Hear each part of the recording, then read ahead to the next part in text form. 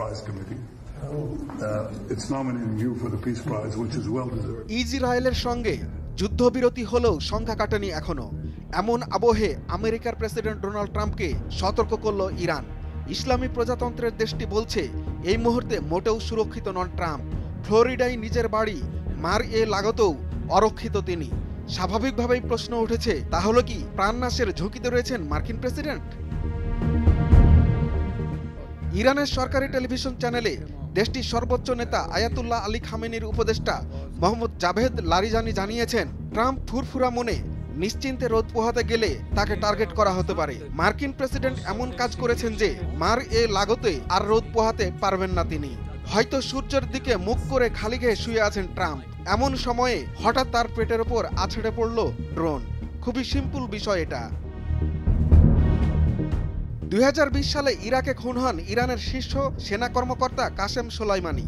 আমেরিকায় তৈরি ড্রোন দিয়ে তার উপর হামলা চালানো হয়, এতে নিহত হন তিনি। সেই হত্যাকাণ্ডে ট্রাম্পের ভূমিকা ছিল স্পষ্ট। এ নিয়ে কথা বলার সময় মার্কিন প্রেসিডেন্টের উদ্দেশ্যে কড়া বার্তা দেন জাভেদ লারিজানি। তিনি দাবি করেন যে কোনো সময় টার্গেটে পরিণত হতে পারেন ট্রাম্প।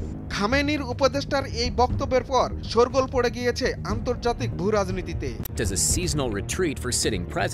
বিশ্লেষকরা বলছেন, সমসাময়িক বক্তব্যে ট্রাম্পকে খুনের প্রচ্ছন্ন হুমকি দিয়েছেন জাভেদ লারিজানি। এই মুহূর্তে মার্কিন প্রেসিডেন্টকে খুনের ষড়যন্ত্র চলতে পারে। সম্ভবত এরই মধ্যে তাকে হত্যার ছক কষা হয়েছে। ট্রাম্পকে হত্যা নিয়ে উদ্বেগ উৎকণ্ঠার যথেষ্ট কারণও রয়েছে।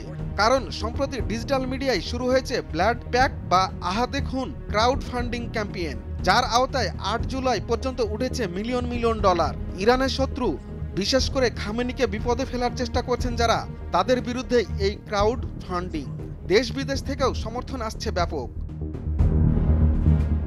তবে এসবের কোনো কিছুকে পাত্তা দিচ্ছেন না ট্রাম্প। জাভেদ লারিজানির বক্তব্যকে হুমকি মনে করছেন কি না সাংবাদিকদের এমন প্রশ্নের জবাবে ট্রাম্প বলেন, হয়তো হুমকি, তবে আমি নিশ্চিত নই, আবার হতেও পারে।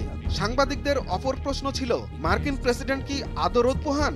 জবাবে ট্রাম্প বলেন, বহুদিন হয়ে গেছে, যখন 7 বছর বয়স ছিল সেই সময় হয়তো করেছিলাম।